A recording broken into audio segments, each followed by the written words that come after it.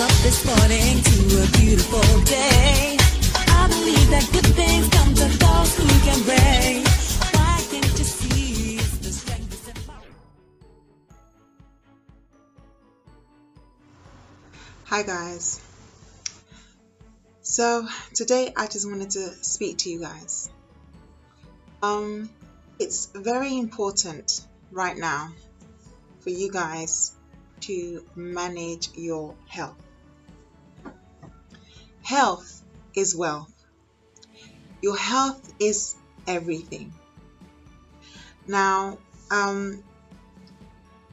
people think that the cold, when you have that cold, you have temperature, your nose starts to run, everything like that. People think that having a cold is disease, or it's detrimental to you. Actually, do you see the deception of the enemy? When you have a runny nose, it's because your body is producing antibodies which create a thick mucus with your water. It makes a thick mucus with your water, and then it engulfs whatever is causing the problem within your system, and you are able to blow it out, you're able to spit it out, you're able to excrete it out with all your organs. Now, this is actually an ingenious process that the body has to keep itself clean. It uses that mucus, that inflammation to clean wherever there's a blockage, wherever there's something that's there. Yeah. Now, so that's a natural thing the body has in general.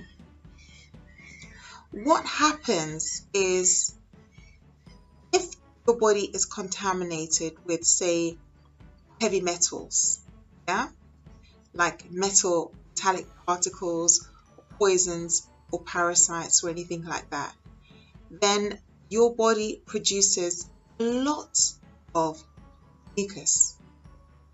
It produces a lot of mucus because it's trying to get rid of heavy metal. So it will engulf the heavy metal and then eject it. What happens is, when you have heavy metals in your body, especially if they're magnetic heavy metals, then they create a blockage within your system. And they usually create that blockage in small parts of your body, like your eyes, your brain, where there's capillaries, small capillaries, there will be a blockage because heavy metal is there, it's all magnet stuck together, and then your body tries to make the mucus to shift it, but mucus is not strong enough to get rid of the heavy metal, the magnet, the metal inside you. So your body just, in an effort to get rid of whatever toxin is there, it just keeps spewing out mucus and mucus and mucus and mucus. Well, eventually, within that area, you'll get a swelling. You'll get a swelling, and then because the nature of the mucus is quite thick, then there's inflammation, and then the inflammation can't drain. Your lymphatic system in that point can't drain because the mucus is thick. It's too thick to exit the capillaries, to exit your veins. So this is the thing. The mucus, the mucus, the inflammation is not sickness. Something else is there that causes your body to create this mucus to get rid of it. So when you are blowing your nose, or you're running, your eyes are running, or all this kind of thing, it's because your body is expelling toxins. It only becomes toxic to you if the problem that's causing the mucus is still there. Because if the problem that's causing the mucus is still there, then the body will keep trying to get rid of it by constantly having more and more and more mucus. Then eventually mucus starts to metastasize, which means that it starts to grow legs, attaches itself to inside your body, and then it becomes fungal. It becomes fungal, which is now changed from the good thing to a bad thing, because it wasn't able to get rid of whatever it was, and there's a blockage now. And because the blockage has not been dealt with, then it allows that area becomes an area where bacteria can multiply. Then you'll find that within that area where there's inflammation, there's the blockage, there's lump, there's a swelling, then parasites also enter into that area, because that's the area where they can feed, because it's not clean, it's got debris, so bad parasites go there and start to feed. What happens after the bad parasites go there, then they start to also have waste, because everything in life wants to survive. They want to reproduce and they want to survive. So what happens is then they start to reproduce in that area, and then they start to release waste within that same area. That the metal was there initially, now your body was trying to get rid of it, so it was creating all that mucus, couldn't drain the mucus was there, it stayed there for too long, it became contaminated, like water. When still water is somewhere for a long time, it becomes contaminated, and then now you have parasites in it, and it becomes like a swamp. You guys some lakes, when the water is not moving, it's not fresh water, there's no oxygen there, then it becomes smelly, like a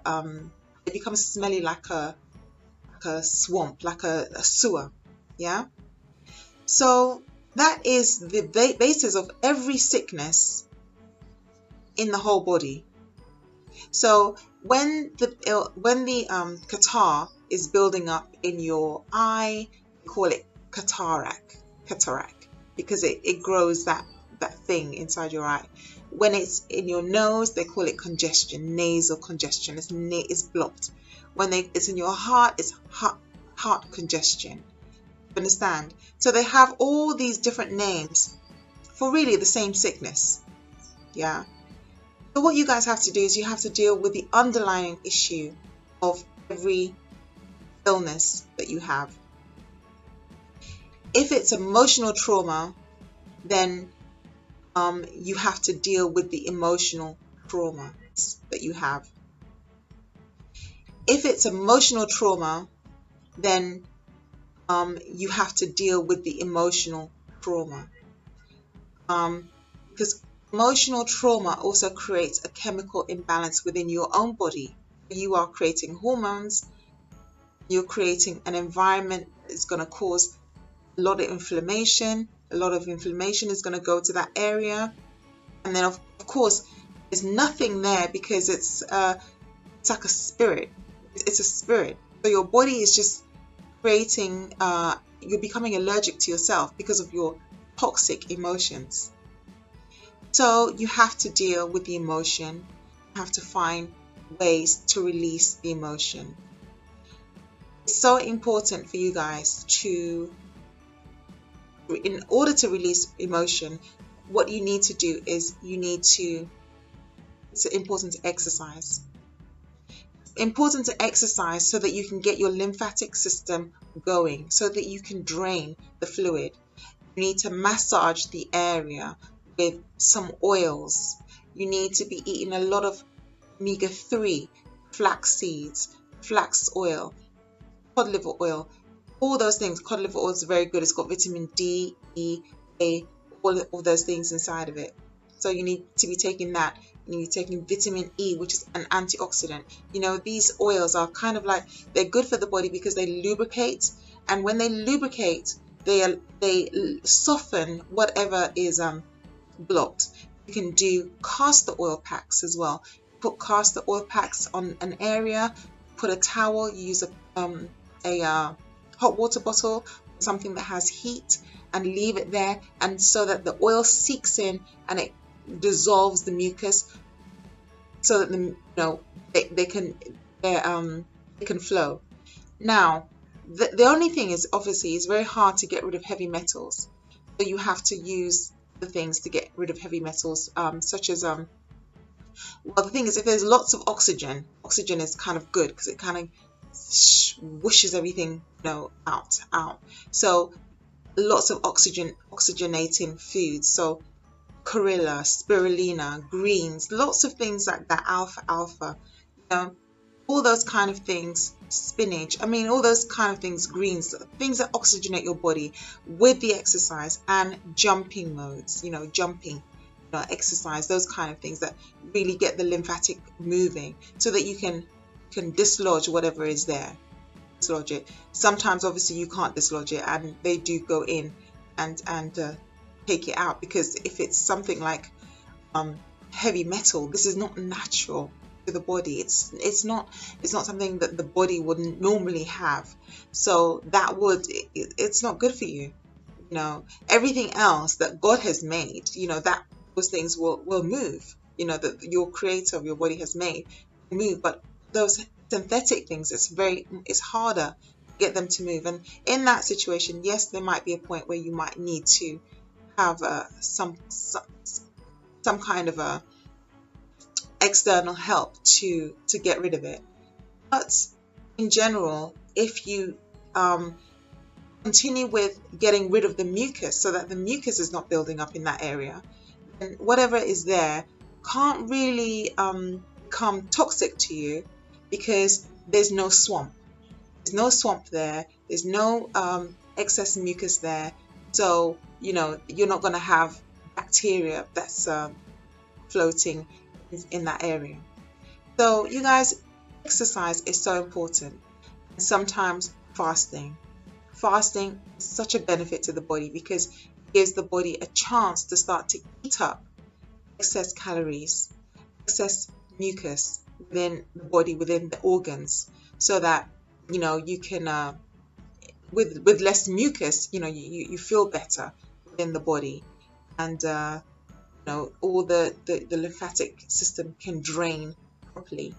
It's very important also to rub your body as well. Shower and rub your body with water, with salt, with this good something that has a good abrasion on your body. Rub it on your body. Zeolite is actually a really, really good herb that you can take. You guys look up zeolite, and that's good for helping detox the body as well. Drink lots of water, because you don't want that mucus to get too thick and start to grow tentacles, and become toxic. So drink lots of water. I always add lime peel to your water, lime peel, and also turmeric. Turmeric is a really good binding agent. It binds to negative things within your body. Turmeric, just drink it every single day. Just gulp it down. Turmeric, add some black pepper to it. Black pepper and ginger, all those things help your circulation to start moving. And apples as well. Apple skin is really, really good. Okay, I'm not going to overload you guys, but this is just for your information. For those of you who are ill, there are places where the mucus, where it gets, and it makes it so blocked, when it gets into your heart or your chest or your lungs and things like that, and it's very hard to breathe.